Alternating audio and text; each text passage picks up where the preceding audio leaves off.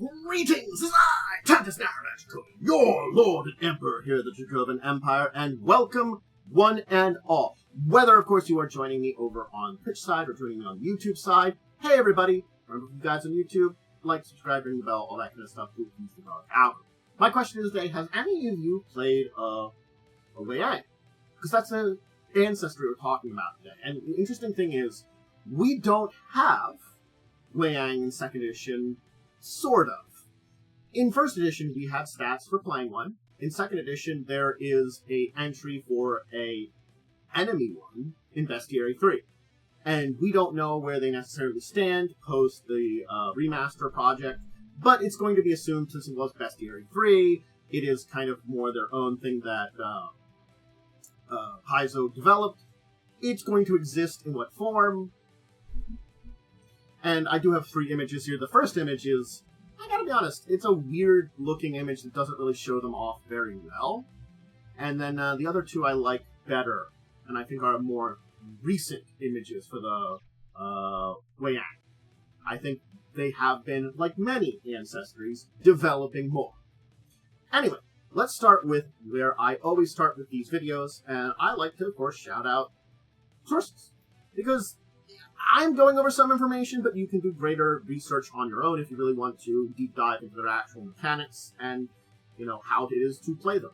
The Dragon Empire Gazetteer is a good place to start. The Blood of Shadows, because they are from the Shadow Plane. Inner Sea Races talks about them being a rare race. And the Planar Adventures for the back end of 1st edition.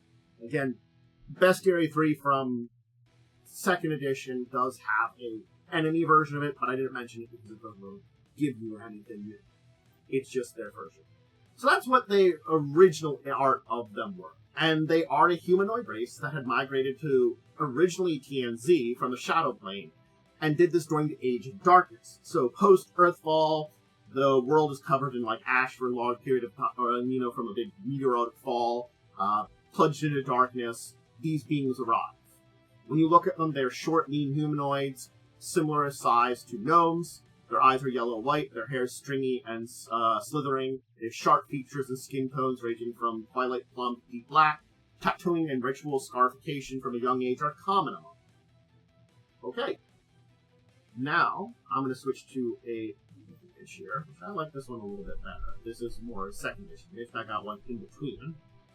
We can see how they're developed a little bit differently by the time we're getting into 2nd edition, and they're not so artistic?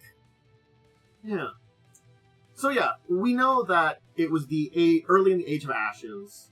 The Wayangs moved from the Plane of Shadow TNZ, feeling at home on Shadow-cloaked Golarion. The light returned though, but the Wayangs found themselves basically trapped on Golarion, unable to return to the Plane of Shadows. And so they've had this long existence in the material plane, and have certainly had many generations since the time they came here. But the Wayangs themselves, as a culture, still consider themselves beings from the Plane of Shadow, even though they've been separated from it for so long. Now, Wayangs, if you find them, they live in small, tightly knit tribes whose members regard each other as family, regardless of blood relationships. They're nocturnal, preferring the shadows of night to the light during the day.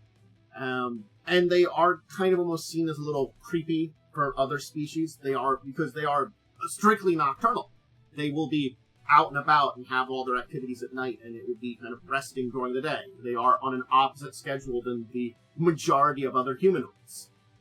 For the most part, Wayangs view other humanoids and beasts alike as co-conspirators against them, to be avoided. Basically, they just view everything with distrust. They've got their own secretiveness and some nimbleness that has allowed them to survive as being a small population. And despite these teachings, though, there are some young of their people that are fascinated with stories of the outside world and its denizens. They become curious of it, they're dangerous. Don't bother with them. And then some of these do become adventurers to explore the world. So that's why we saw in 1st edition stats for playing them as a class. As ancestry. Here's an oracle. Now, on Golarion itself, they can be found in actually a lot of nations, though TNZ and its nations are where they're prevalent most. The Wandering Islands of Minata is a location where there's a larger population of them. Many of their people believe the eruption of volcanic Mount Shibotai coincided with their emergence from the Plane of Shadows onto Golarion.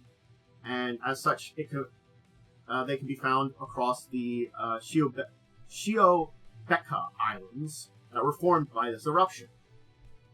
They also in particular founded the city of Inahia on the former caldera of Mount Shibotai. Further south among the Tengapula, they are the sole inhabitants of the island of Bukurang. They're quite common in the metropolis of Goka and in the shadowy community of Deep Market that lies beneath it. There are still some Wayangs that do live on the Plane of Shadows. Some are there that they never migrated to Golarion. Others are those that have returned from Golarion during the long period of time since the original immigration.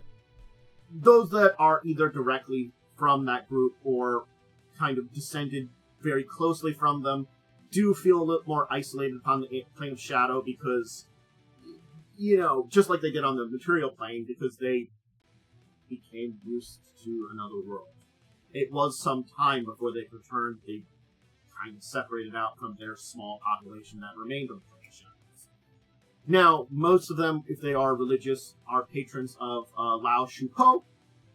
Many others view her as a blight instead of a blessing, so it's a kind of catch-22 in that matter. And that is the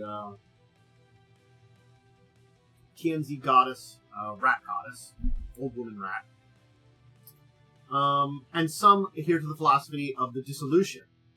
According to it, upon death, their souls will dissolve forever into the Plane of Shadow. So some of them do have their own kind of, set of beliefs on things, too. And that's the long and short of the Wayang. And yeah, it's not deep. And that's the thing. It would be interesting to see them upgraded to 2nd edition. Certainly speaking, we do see them in other places. They have an entry for Starfinder. It's not a big entry, but it means you could play one in Starfinder even, too.